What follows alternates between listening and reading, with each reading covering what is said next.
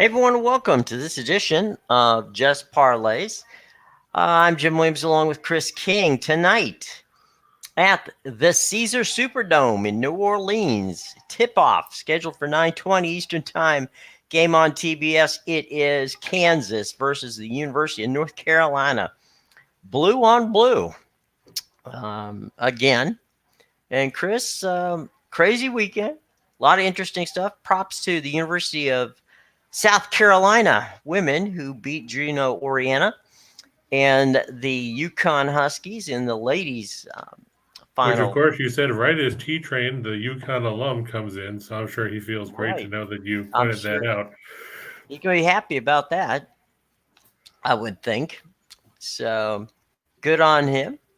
And ironically, or coincidentally, perhaps would be a better way of putting it, we are going to watch a game at the Caesar Superdome, and we got nothing but good news from Caesars about some betting, but we'll get to Caesars in a minute. Okay. Let's do a little talk about the game. So let's start with the odds between North Carolina and Kansas. This is the money line at the moment. It's 4. Kansas is -4. Kansas is minus 190. North Carolina plus 160, total 151. Now I've seen that go up to 153 in some places. I've seen it go down to 149 something. So it's jumping around a little bit. Yeah, it seems like depending on where you go, you're going to get a lot of fluctuation on that right now. Yeah. The 151.5 seems right now to be floating between 151 and 152, Mm-hmm. depending on the book. Caesars has it now down at 151. Mm-hmm. A lot of other books, BetMGM and everybody has it at 151.5. Okay. Everybody's got to be different just to try and mess with people. By the same token, everybody pretty much has it at -4, but BetMGM now has it at 4.5. So nobody wants to be like everybody else. Everybody's got to try to come up with something different just to try and hook in somebody for something. So you have a theory that Max is trying to make his money back. That's the theory of the case here? Well, the sad part is that in some form or fashion, Mattress Mac is going to make money today. I mean, he bet $3.3 million on Kansas to win the other day at plus 190 through Mm-hmm. Caesar's Sportsbook app. So if Kansas wins, he would earn $6.27 million off of that. But earlier when the tournament started, Mm-hmm. he bet $1 million that the tournament champion would come out of the East region. Mm-hmm. Of course, that region had Texas and Baylor. We know Right. what happened to both those teams. But the funny thing is, North Carolina is the team from the East. So Right. either way, he'll win either $2.16 million off a $1 million bet, or he'll win $6.27 million off the 3.3 that he laid out before the Final Four. Either way, he's at least going to make some money, so he can feel slightly better about himself. He'll still be down some, 8 figures since the start of the year when it comes to betting on games. Because remember, he lost over $6 million betting on Alabama in the national title game. Then he lost Right. $9.5 million betting on the Bengals in the Super Bowl. I guess it's good for Vegas because they know that one way or the other, they're still going to get a bunch of his money. This is true. And I guess for him, it's publicity because, people will laugh at him and talk about what an idiot he is throwing all that money away. Of course, it was another promotion, where when he bet on the East region, if you spent over $3,000 on furniture and if a team from Texas had won it all, those people would have gotten their money back. But of course, with Baylor and Texas both being wiped out, that won't be the case. I haven't heard if he's running the same promotion tonight with Kansas. I'm doubting it. But give it to Mattress Mac. He's single-handedly trying to keep Vegas in the black. Well, he's doing So a pretty good kudos to job him. at this point. Yeah.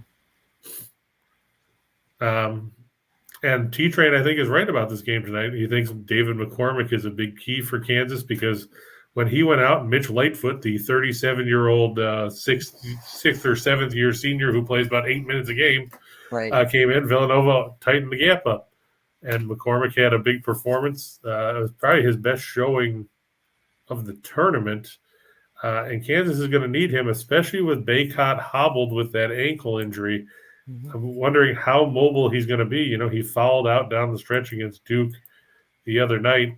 Um, will he be able to hold up? Because his presence on the glass has been a big factor for North Carolina in this tournament.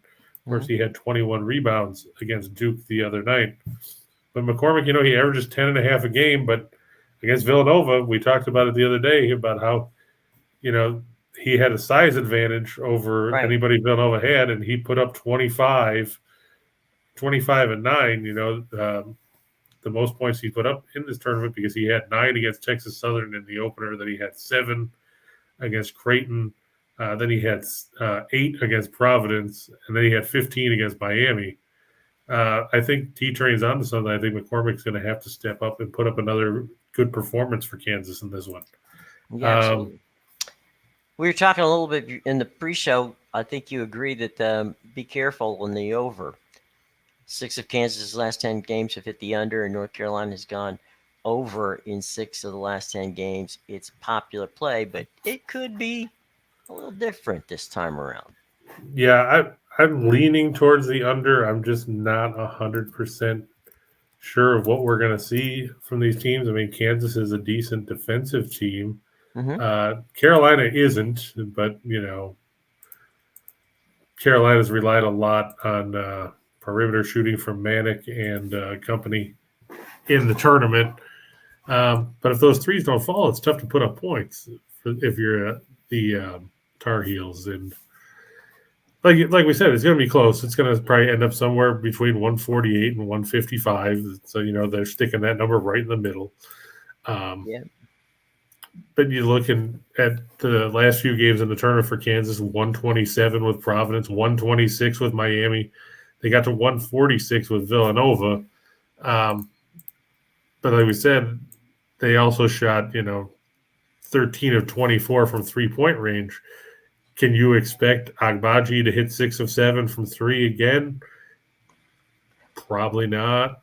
I mean, let's be honest. He had struggled through earlier games in the tournament. He struggled against Providence. He wasn't all that great against Creighton. I don't think you can rely on a guy to shoot 85% from 3-point land. It's just not Well, feasible. yeah. The other thing about Kansas, though, Chris, is that unlike Duke, I mean, Duke's athletic. There's no question, but Kansas is athletic as well, and they're not young. True. And I think That's very true. I mean, you've got that kind of presence. And they played teams like Baylor. They played teams that are physically talented. So I don't think Kansas is going to be intimidated by North Carolina. Baylor, Texas Tech is another Yeah. team that's older and physical. Yeah. To a lesser extent, Iowa State has Yeah. some physicality. But you're right, and they're not a young team. They've got McCormick's a senior, Agbaji's a senior, Remy Martin, who came over from Arizona State, Mm-hmm. he's a senior. Like we said, the 87-year-old Mitch Lightfoot is a senior. Right. Coleman Lands is a senior. They've all been here before. Braun is a junior. And, the one thing that Bill Self has a little bit more of than you could probably say Hubert Davis has on the other side is depth. Mm-hmm. You look, and I know they didn't play a ton of guys. He played, Lightfoot played 9 minutes the other day. Martin played 21, and everybody else, came in at the very end. But, he knows that a guy like Joseph Yusufu, who came over from Drake, can put up numbers. Coleman Lands has been around a while at different schools. He can play. Beyond Carolina's starting 5, I mean, who jumps out and scares you? I mean, the loss of Dawson Garcia earlier this year really hurt them. But, I mean, if in crunch time, do you want to deal with Brady Manick or do you want to deal with Puff Johnson? I mean, let's be honest.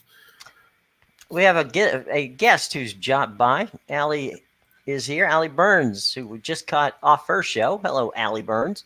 Hi, guys. I just want to pop in and say hello. Hello. That was a phenomenal game between Duke and Carolina. If you're going to go out, that was, couldn't ask for any more. They left it on the court as the cliches all say, right? Yes, absolutely. It was a great game. And like if we had to lose, I'd rather lose to UNC than lose to anyone. It was a great game. I've liked that UNC team, in the past weeks. They've been really solid and I've liked them a lot. I think they beat Kansas tonight. I definitely like taking the points. What do you like in this one, Chris? I was going the other way. I like Kansas. I just don't know if North Carolina has the depth, especially if they get in foul trouble. Especially, I know Baycott's talking about how you'd have to cut his foot off for him to play, but how mobile is he going to be? Is he going to try and pull a Willis Reed?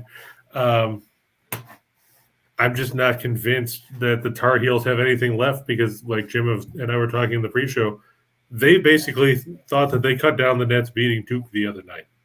They might have emotionally checked. They might be emotionally zapped at this point.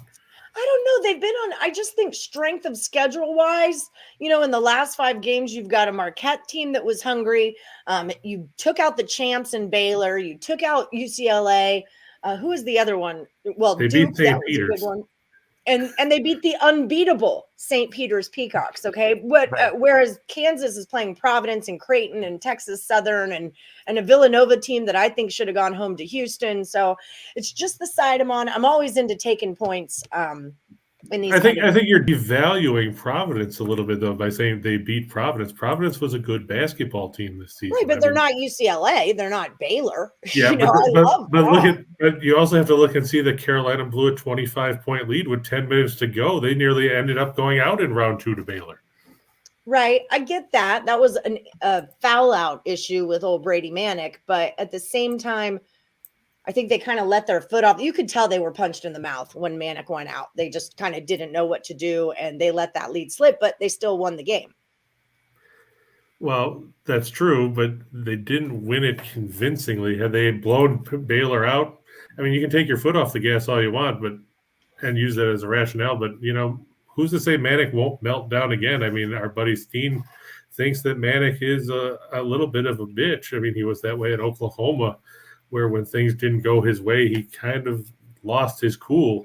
And the last thing that Hubert Davis needs is to have Baycott hampered and Manick in foul trouble, because then you have nothing. Right.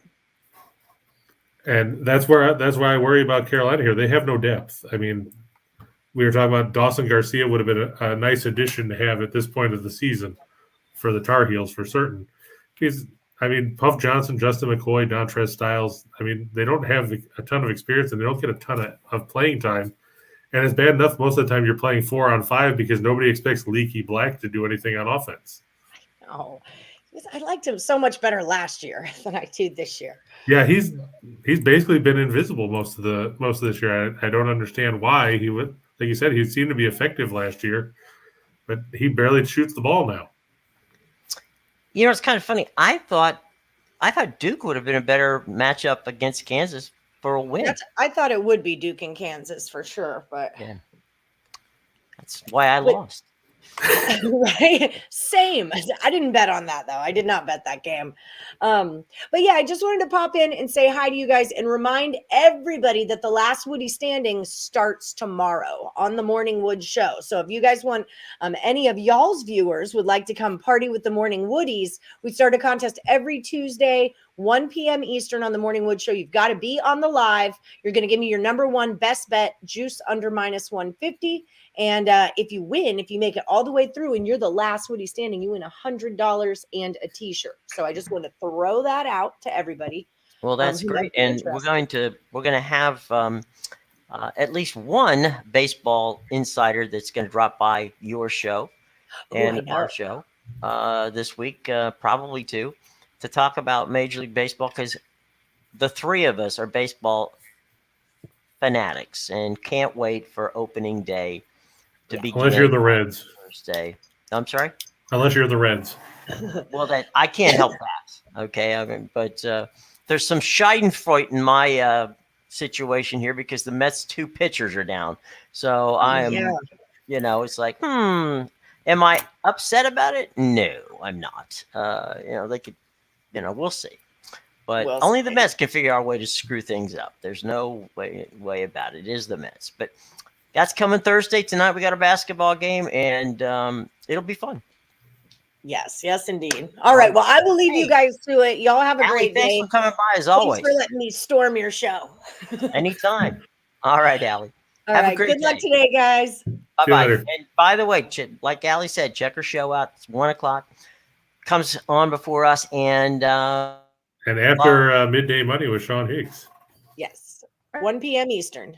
Yeah, Jim froze again. So I know my internet has been bad today too, so maybe it's just going around. probably. it's now we're all going. Okay, there we go. All right. Meanwhile, back at the ranch. All right. So thanks, Allie, for everything, and we'll talk to you. No and problem. check out Allie and check out the contest. Sounds like a lot of fun. Okay. Yes, good times. Bye, Al. Bye, guys. Take Good care. luck, everyone. Go Tar Heels. Bye. Okay, and there goes Allie. Yeah, there she is again. And she's back. Okay. Yeah, now she's gone. And now she's gone again. Okay. All right. We have poltergeist in the system. All right. Now, so- James is asking, do we think that the under for 70, first half total under 71.5? That's an interesting number. I mean, if you look at the way some of these games have gone of late, the other day we saw in the Villanova game, we saw a total of at the half, Kansas was up 40-29. That was 69 points. And then, of course, the Duke-Carolina game was 37-34. So you were right at 71. I'm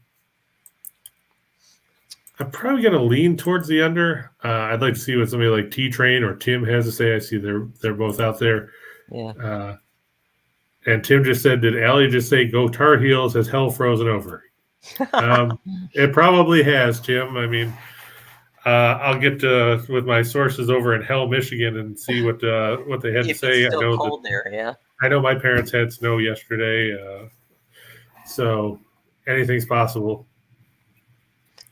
Well, we used to have a saying when I worked in Cleveland that that summer in Cleveland was August 16th, and if you missed it, you missed it. So,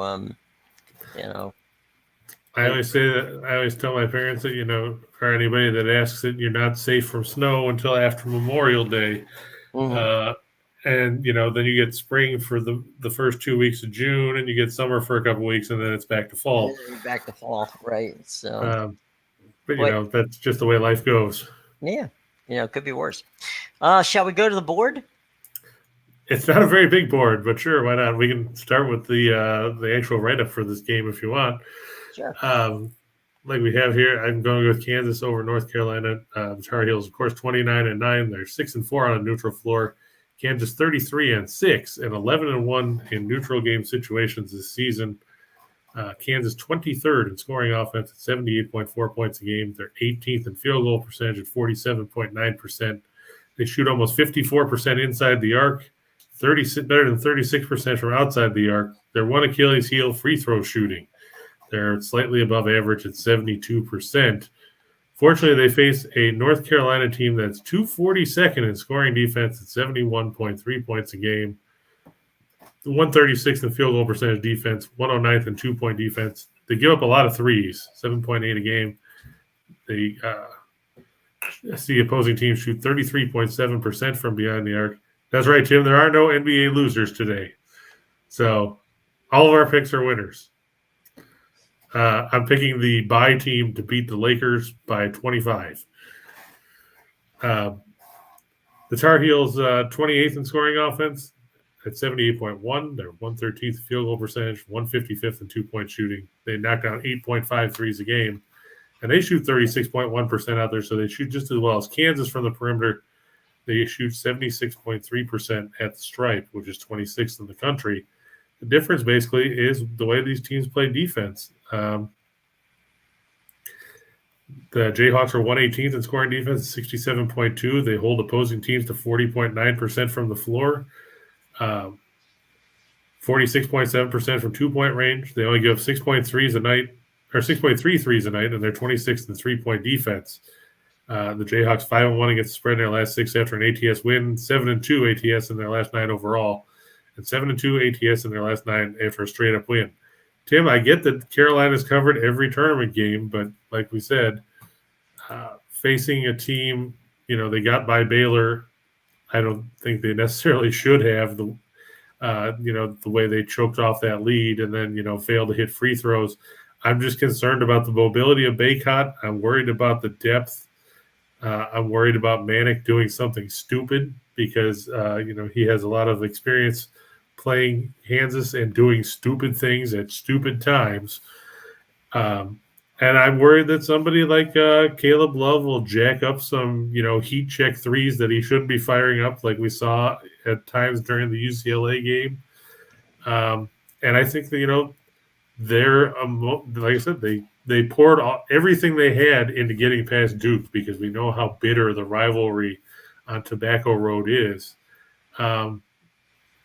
Villanova had Kansas had an easier time in the Final Four getting past Villanova.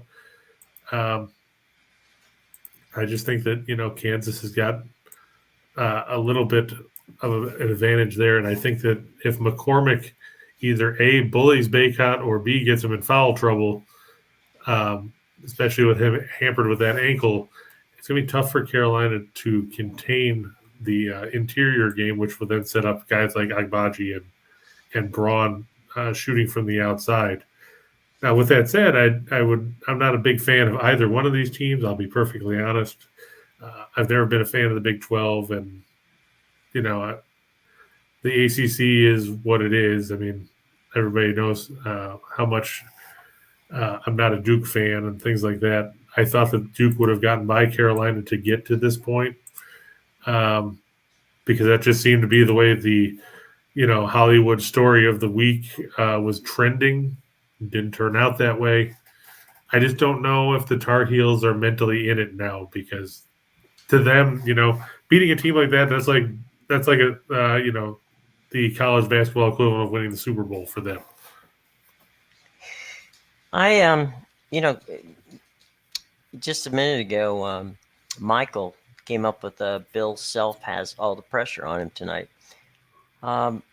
That's true, and but at this point in time, you would hope that Bill Self and Kansas could step up and win a national championship. Hubert Davis in his first year at North Carolina has done a lot of good things. The Tar Heels are on a run, no question about that. But I think the maturity of Kansas and the ability of Bill Self to coach in tight situations like this is going to give a coaching advantage anyway to Bill Self over a guy who undoubtedly is going to have a lot of success in North Carolina, and that's Hubert Davis, who could win in his first year a national championship. But I still, that coaching edge, I think, goes to Self in this particular situation. Well, I agree, and I mean, I get that everybody's happy with what Hubert Davis has done, but you got to remember, as much as the pressure may be on Self, think about the pressure was on him Saturday, and he outcoached Jay Wright, a guy who's got 2 national titles in the last 5 or 6 years himself. You'd have to think that he's got the edge on Davis because, sure, Davis has been on the bench and he was there with Roy Williams and all that, but Roy Williams didn't necessarily bowl anyone over. He didn't rack up a Wooden-esque run while he was in Chapel Hill either. Right. Well, the other thing, though, in all fairness to Jay, Jay had one hand tied behind his back. This is true. He could. I mean, he took them. If you remember, in the early in the second half, they were only 6 points down. Right. And then it started raining threes from outside from Kansas, and they took they put the pedal down and took off, and that's it. I'm not making excuses for Jay. I'm just saying he didn't have the horses to play Kansas, and and hey, Michael, that's 40L9. It's not 40,019. It was so at least get it right. Yeah, something like that. That's what I get for trying to tap the stupid button when I wasn't looking at the keyboard. Yeah, it happens to me all the time. So yeah, I mean, there's a lot to be said for what's going to happen tonight, and if nothing else, we should see a very entertaining game. I think it's going to be a tight game all the way. I don't think you're going to see much more of a lead than maybe 6 or 8 points. You're going to see a lot of back and forth. The interesting thing is how these teams adjust when they have to go to the bench. Right. Like we said, if Baycott is hampered or if Manic goes into foul trouble, how does Hubert Davis adjust? If Agbaji can't knock down a shot to save his life, will Self take the ball away from him and feed it to Braun or Remy Martin, or will they go inside? And like T-Train had said originally, how much will Mitch Lightfoot play given how poorly he looked against Villanova? Can he get 35 or 37 minutes out of McCormick if he needs them? I don't know, but if I'm Kansas, I'm going to take the ball inside. I'm going to go right at the center and power forward of the fronts of Carolina and force them to stop me. That's true, because I mean, if Baycott is limited and he can't get into position, you can get him in foul trouble quick, and that'll force Davis to really adjust, because we said outside of Baycott, there's not a ton of size. Right.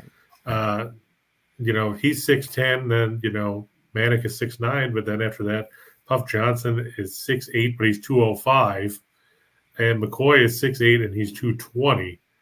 Now, I know McCormick's only 6'10", but he's 6'10", 250. So, I mean, you're talking he's got a couple inches in anywhere between 30 and 45 pounds over those two guys. Plus, he's got the experience factor. Mm-hmm. Like I said, the big thing is, will McCormick be able to go big minutes, because he only averages about 22, 23 minutes a game this year, which makes no sense. But I guess when you were blowing teams out, you didn't necessarily need a big man in the paint. Braun and Agbaji were going for about 35, 36 minutes a night. Mm-hmm. But they've also got Jalen Wilson, who's 6'8", 2.25. So he's effective too. And maybe we'll see more of him as opposed to Lightfoot, because Lightfoot was, how do we put this, not very good. Ineffective. Sure, that'll work. There you go. Being polite here on a Monday. The game's being played at the Caesar Superdome, and in honor of that, Caesar Sportsbook,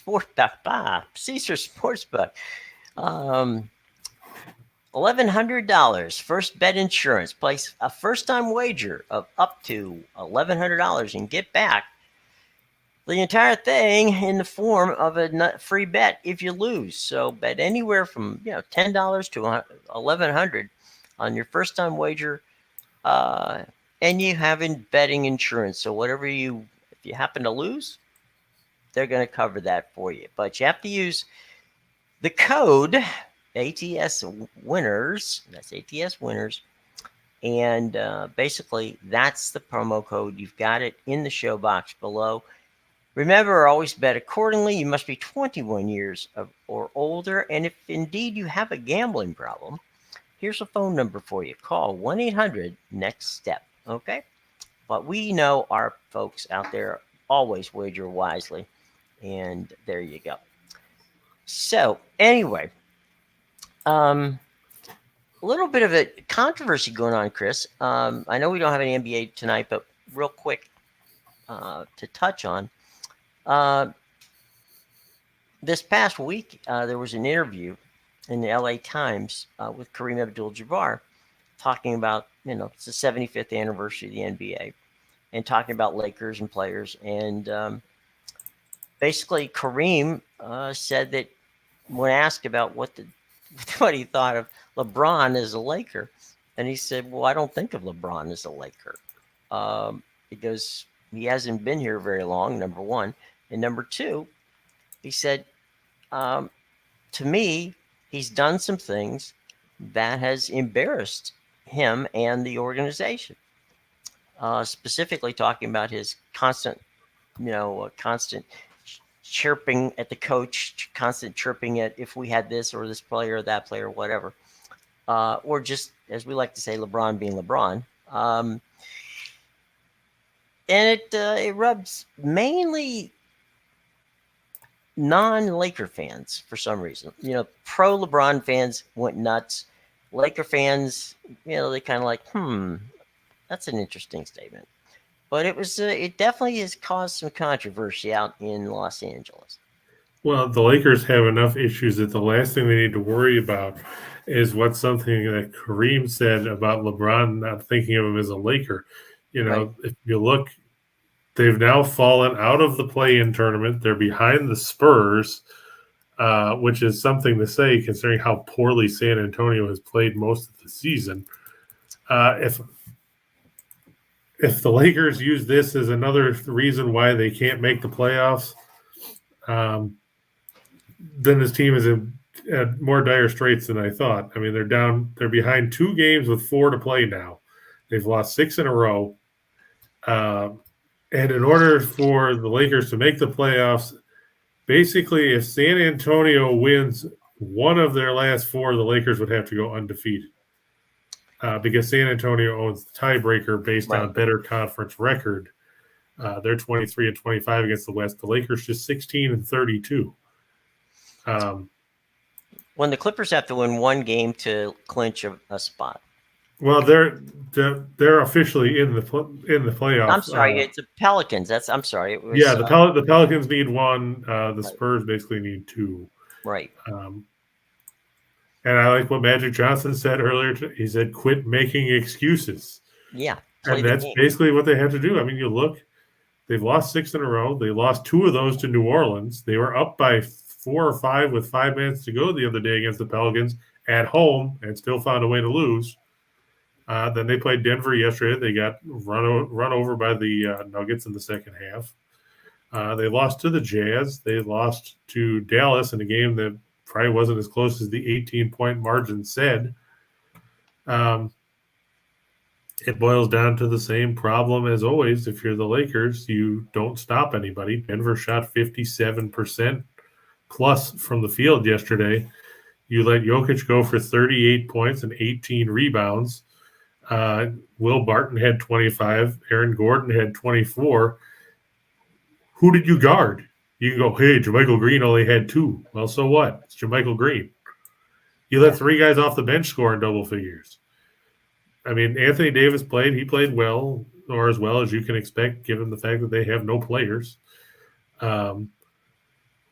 Westbrook actually had an effective night shooting the ball, which is scary. Who would have sat around and said, hey, Westbrook shot 11 of 15 from the field in a game? Half the time, you don't think he can hit 11 out of 15 layups. That's true. Well, let's take a look at the NHL because we got some games there tonight. And yep, we do. We got a whole 4 games. And T-Train wants to know why LeBron wears sunglasses on the bench.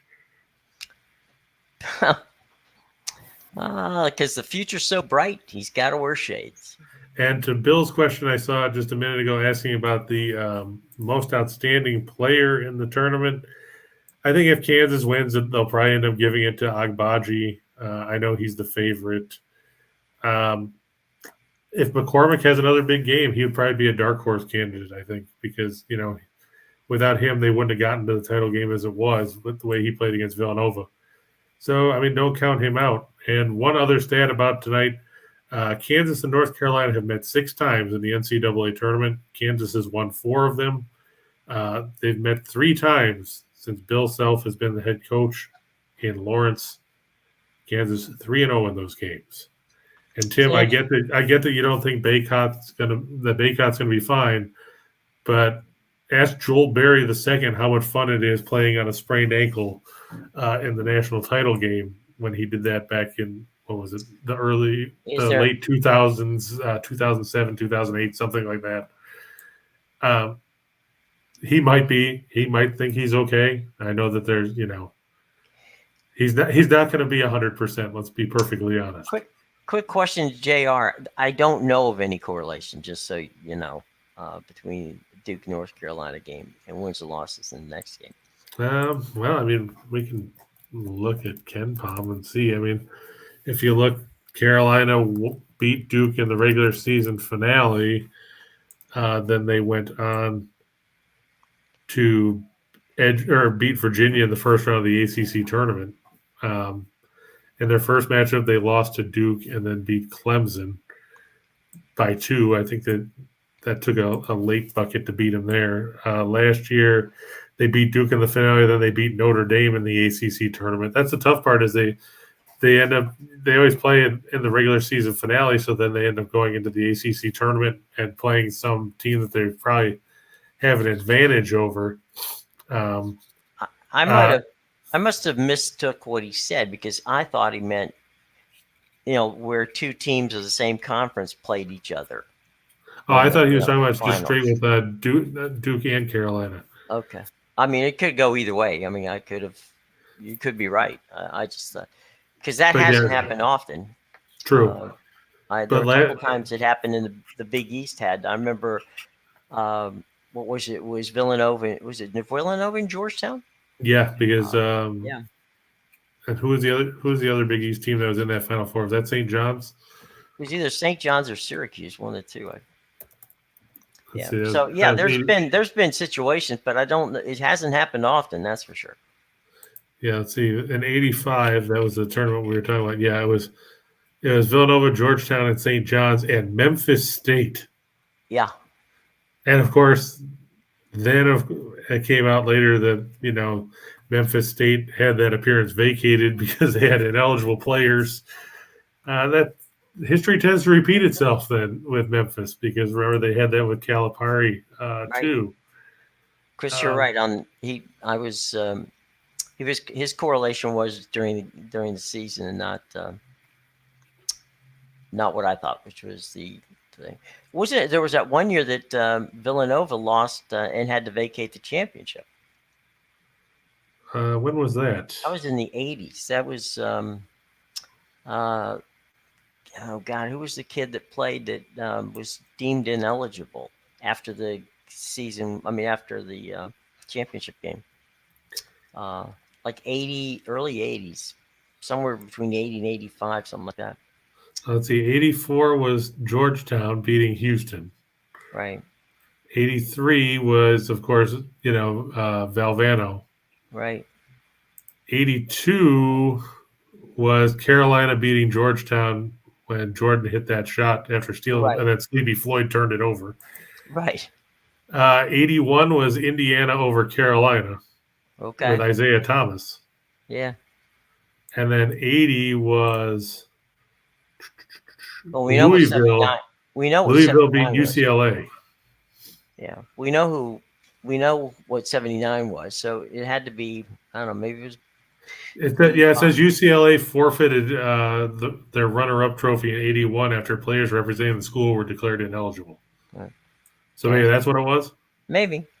But I thought I'll go into our crack research team while you break down the Blues and the Coyotes. We have a crack research team? Cool. Yes. Nobody told me about this. It's called Google. Yeah, I see that, like I said, Carolina was, or not Carolina, UCLA was placed on probation for violations ranging from financial arrangements for players to giving a recruit a T-shirt. That was back in 81. So good for them. But yeah, on the ice tonight, we got the Blues and everybody's favorite team, the Coyotes. Okay, Charlie, Sleepy didn't turn it over. Jordan just took the ball from him. The Coyotes 22-42-5. They're 12-19-4 on the road. The Blues 38-20-10. Let's not forget the Coyotes did play yesterday. They upended the Blackhawks 3-2 in overtime in the Windy City. Ivan Proskov, 0-1-1, with 3-4 goals against a 9.3 save percentage. As you can tell, he's got a lengthy track record this season. Expected to start against Ville Husso, who's 19-6-3 with a 245 goals against a 922 save percentage and 2 shutouts for the Blues. The Coyotes 31st in goals for at 254, 28th in goals against at 355. The Blues are 5th in goals for at 357, 14th in goals against at 291.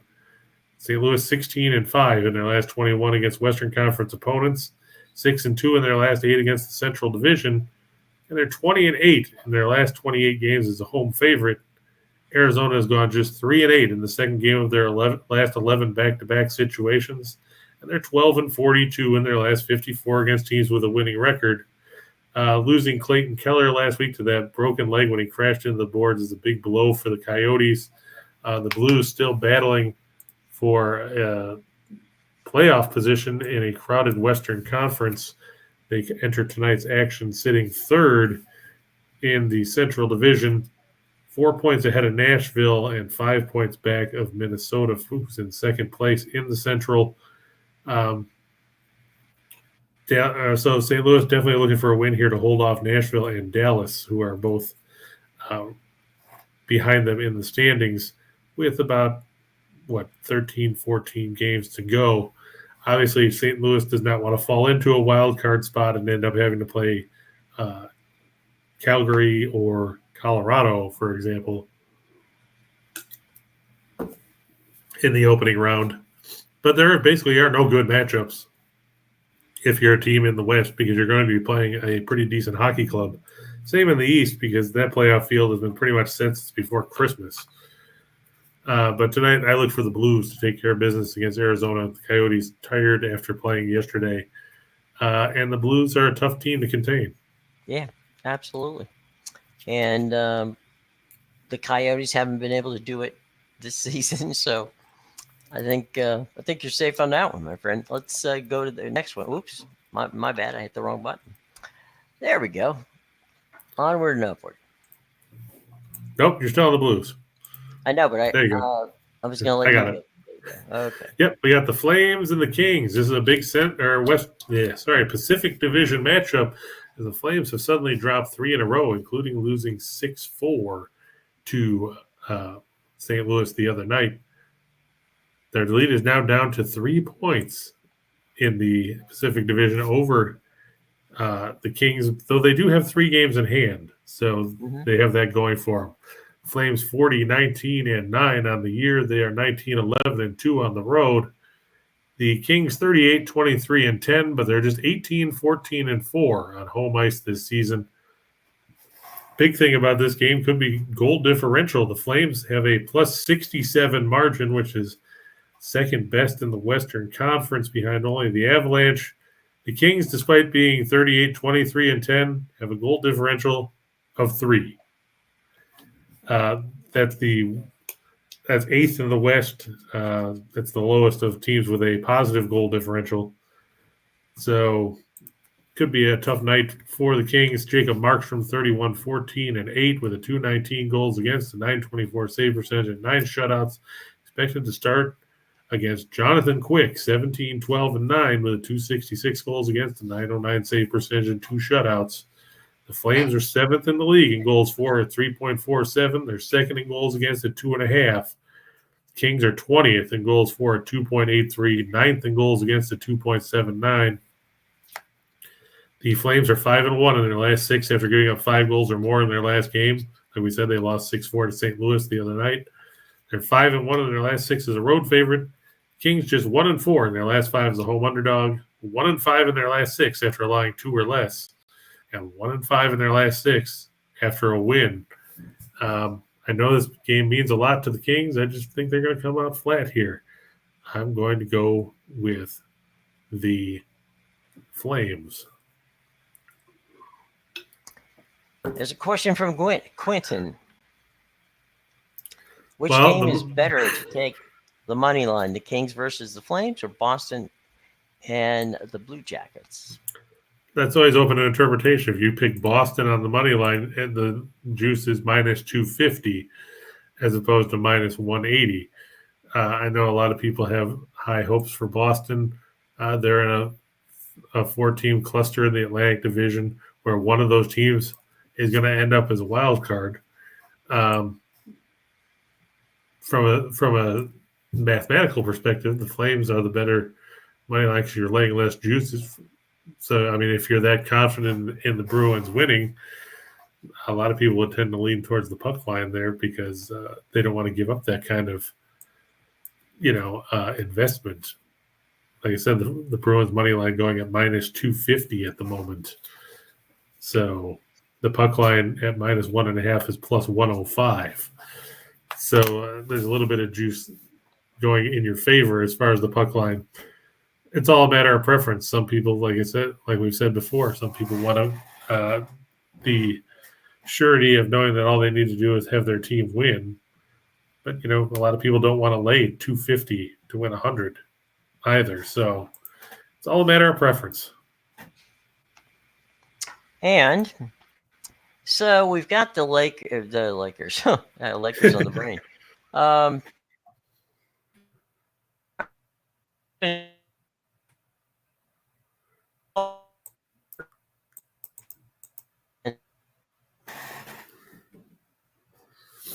And Jim's having technical difficulties again.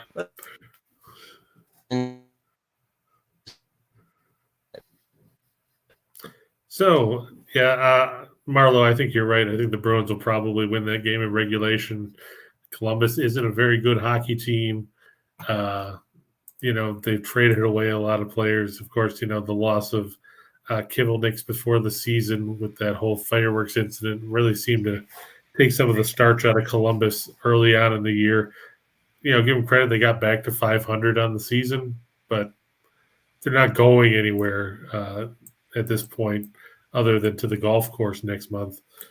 There you go. And, Boston just beat Columbus 5-2 in Boston the other night. So, all right. So let's go for 2 for the money, my friend. See what we got on that list today. T-Train said the Russians got you, Jim. I know. I saw that. I'm back. Yeah, I'm going to go with the Blues and the Bruins. I just think that Columbus, like we just said, they're a team that's going nowhere. Boston just beat them Saturday. I have no faith in Columbus at this stage. I just think that Boston's a better team. Yeah, I don't get how the Rangers lost to the Flyers yesterday either, especially after I watched the way Philadelphia played against Toronto Saturday night, where they gave up 4 goals in the third period. They played good for 2 periods, and then, they wilted in the third like a head of cheap lettuce. You left baking out in the sun. I just think that that was a fluke, and I think that Boston will get the win over Columbus. But, yeah, Michael, you're right. That was a disappointing showing for the Rangers. Basically their second one in a row because they disappointed against the Islanders on Friday night. Judy, over-under on what? Exactly. And then, like we said, Calgary, yeah, I wouldn't touch -2.5. I'm always a little worried about those games where you're trying to bank on a team to win by 3 goals. It's hard enough to win by 2 some nights. I know that it's at -110, like Lex said, but 1.5. I know it's still a bit of a juice price, but it's a little safer than expecting St. Louis to win, 5-2 or something like that. And like we said, Kansas over Carolina. I'm just worried about Carolina's depth. I'm worried about Baycott. I'm worried about their emotional state after beating Duke. It's such a big game for them, playing Duke. There's so much animosity between those schools. What do you have left? Yeah, we'll find out tonight. All right, 4 for the show. Yeah, as you see, with it being such a light docket, it's kind of tough to try and figure out things to fit in here. Right. But I'm looking for that game to just stay under 151.5. I just think that if Kansas builds a lead, they'll end up missing free throws late and keep it short. But this one could go either way. If we get a 3-point barrage like we saw against Villanova, it could end up over. I'm just hedging my bets a little bit towards the under. I think McCormick will go over 10.5. That's his season average. We said he had 15 against Miami. He had 25 against Villanova. You got to go at Baycott and see what he's got, see what kind of shape he's in here. And, either get him and Manic in foul trouble or, get yourself some easy baskets, set up everybody else. I think it was Lex said, yeah, Boston over 3.5 goals. I think, they scored 5 the other night. You look at some of their recent games for the Bruins in this last stretch, their last 5 games, 5, 8, 4, 6, and 3. So you're talking about an average of, 13, 21, 5.2 goals a game in that stretch. Columbus has been notorious for giving up goals at home. They give up 3.74 a night on the season overall. I like to think Boston can get 4 and go past the mark. And the Flames and the Kings, I look to stay under 6. You look at the recent matchups between those two teams, we've seen a lot of 3-2 type of games when it comes to these two teams. In fact, each of the last 2 meetings, the Kings won last on March 31st, 3-2 in a shootout. The other meeting this year, 3-2 in favor of Calgary. The under, I think, has number, it's something like 18-7-1 in the last 26 meetings in Los Angeles. The Flames also going under in 5 of their last 6 on one-day arrest. The Kings 5-2 in their last 7 as an underdog. I just don't. I think Calgary actually returns to playing defense here, and it ends up another 3-2 type of game. You got 2 Keeping it short. good keepers there too. Yeah, that's true. Quick and Markstrom. Yeah, so it does tend to help. All right, so let's go for the entire enchilada here. We got the which shot is a in the dark. giant mess of crap because there's only 5 games to work with, so you got to have to try and pick and choose what to work with. Very creative there. Yeah, it's not like it was on Friday where we hit 9 out of 10 in this segment, and the team Right. that screwed us over was the Arizona Coyotes. I just think Caleb Love's going to end up under 17.5. I know he's had some good games in the tournament, but we've also seen him take some horrible shots. Just looking at his recent numbers, let me pull up here. Well, he's been very streaky. Yeah, sometimes he takes dumb shots. He takes those heat check shots that you shouldn't be taking. Right. I know he had 28 against Duke and he had 30 against UCLA, but he had only 14 against St. Peter's and he had 5 against Baylor. So if you look at the pattern, 23, 5, 30, 14, 28, it seems like he's poised to go back down to a lower digit here. And I'll lean towards him falling short of the mark. Same token, I don't pick games that involve the Maple Leafs if I can help it, Michael, just because it eliminates any bias. I think Tampa Bay will probably win that game. Where are they playing? They're playing at the Amalie Arena. The Leafs start a 4-game road trip tonight. So, and I think they have Florida on this stretch too, and they have Dallas, and I don't remember who the 4th team is off the top of my head. I saw both the Panthers and the Lightning clinched a playoff spot, right? I know Florida did over the weekend. Yeah, let me take a look ski here. As according to this, they don't have Tampa marked as clinching yet, but Okay. I imagine it's probably not that far off. Imminent, right? Yeah, because they and Toronto both have 93 points. So, I imagine. Let's see, the Islanders are the next closest team not in playoff contention. So their magic number, so to speak, is like 7 points, give or take. So, in the next week or so, all these teams will pretty much clinch, and yeah, they'll fall into place outside the Capitals because they're the team that sticks out in the East that doesn't have 90 points. Right. Lex has got this as his parlay, so. Oh yeah, he's got the Toronto and Boston, so there you go. Yeah, I think Agbaji's he's not going to hit 6 of 7 from 3 again. He's been inconsistent as well. And I think, why did I have Caleb Love on there twice? That's a typo. I thought you just liked them. Yeah, well, I think I meant to put RJ Davis in there, and I just mistyped it when I looked. Let me look because I've got it on my notepad here. What was it supposed to be? Yeah, it's supposed to be RJ Davis on the second one.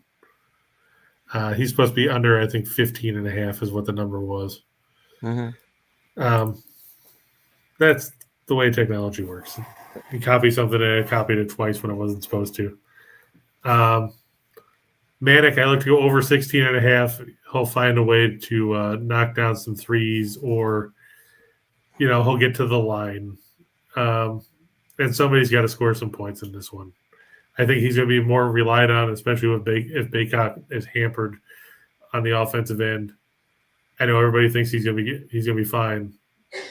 You try running on a sprained ankle for 40 minutes up and down the floor, and tell me how fine you are.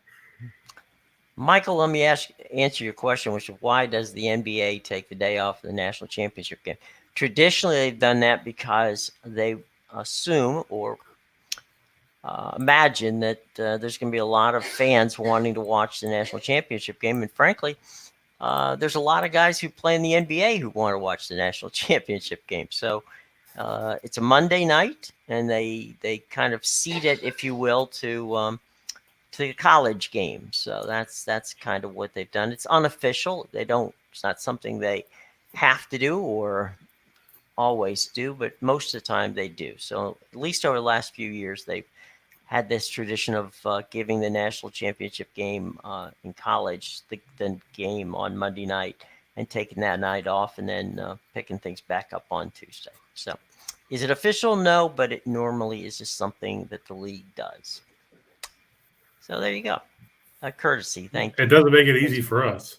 No. But yeah, I think the Bruins and Columbus will end up over 6.5. Like we said, they scored 7 the other night. Hey, why not 7 again?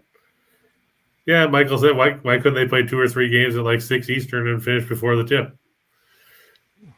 I don't know, Michael. They did that with a bunch of games on Saturday before the Final Four. I mean, the Knicks played at noon and stuff. So I guess maybe they're concerned about TV money. Yeah. Or the people might forget to tune in at 6 o'clock. Yeah. I look for the Blues to go over 3.5. I just think Arizona is a weak team defensively, and they're playing the second game of back-to-back. St. Louis is a good team on offense. They should be able to get that. And that'll help push this one over 6, because I think the Blues will win 4 or 5-2, which ties in handy since I said Arizona's not going to score more than 2.5 or score under 2.5 goals, because let's face it, they're not a very good offensive team. I think Columbus will go over 2.5. I think it'll be 4 or 5-3 with Boston. And I think the Leafs will go over 2.5, because it's tough to slow down Toronto. I mean, if you look at the way they've gone offensively of late,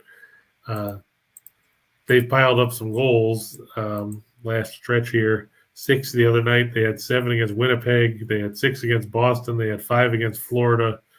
That's a lot of lighting the lamp in 4 games. 24 goals in that stretch. And, let's face it, Tampa Bay is going to get theirs too, so I wouldn't be surprised if that game goes over the number. Toronto still trying to figure out their goaltending. There's a bit of theme there. We got 3 in a row of 2.5 goals. So yeah, there you go. It's that's it's going to be interesting. Omen. Yeah, it's going to be interesting for sure. I mean, fortunately, tomorrow we've got a whole slate of, let's see, how many games we got in the NBA?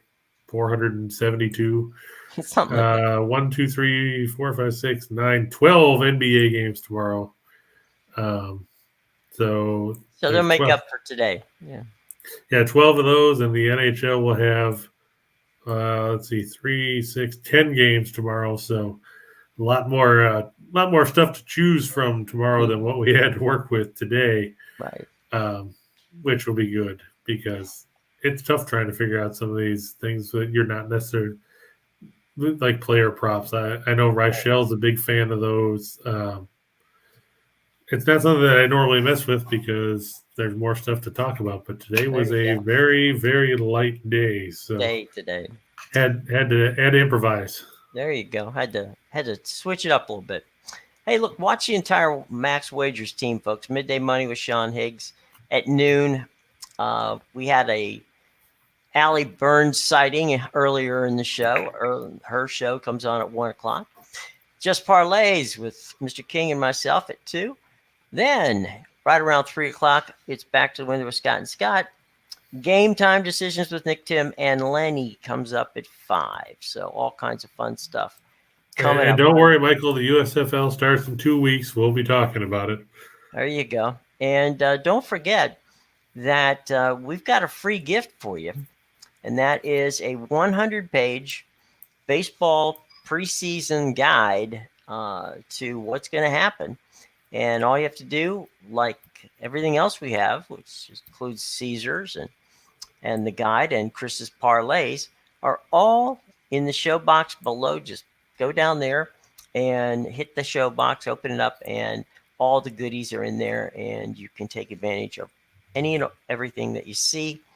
By all means, do that. And on your way down, take a moment, hit that like button and subscribe and hit the bell so that you get all of our information for the day. Okay, so we would greatly appreciate it. And meanwhile, back at the ranch, Chris, Kansas tonight. That's my thought process. It's going to be an interesting game. Like I said, I'm just worried what Carolina's headspace is now. You know, you beat Duke. Obviously, that's an emotional thing with the rivalry, like we talked about the other day. It was the 189th meeting since 1950. You know, obviously they go back beyond that, and the first time they had ever met in the NCAA tournament. So, what do you have left?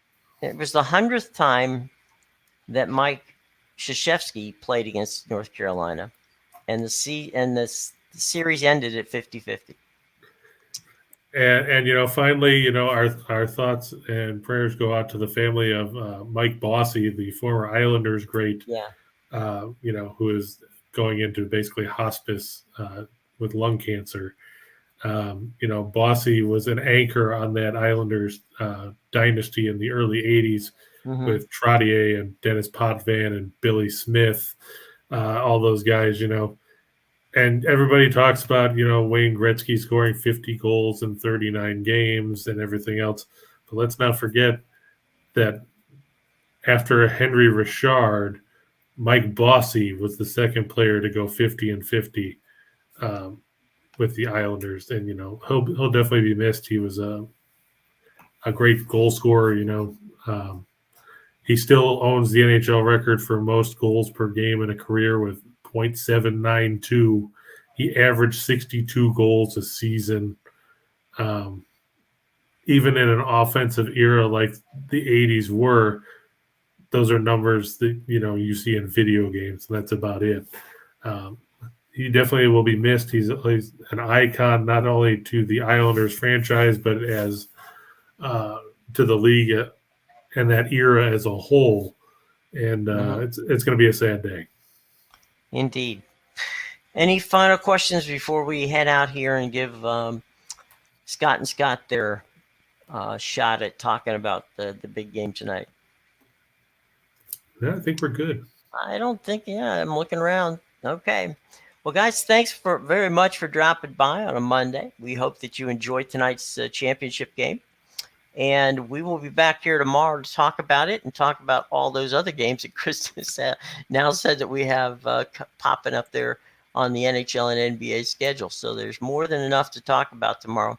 So come on back, 2 o'clock, same time right here on the Max Wagers Network. And we hope that you have a wonderful day. Be safe, enjoy, and have a great night, guys. We'll see you tomorrow.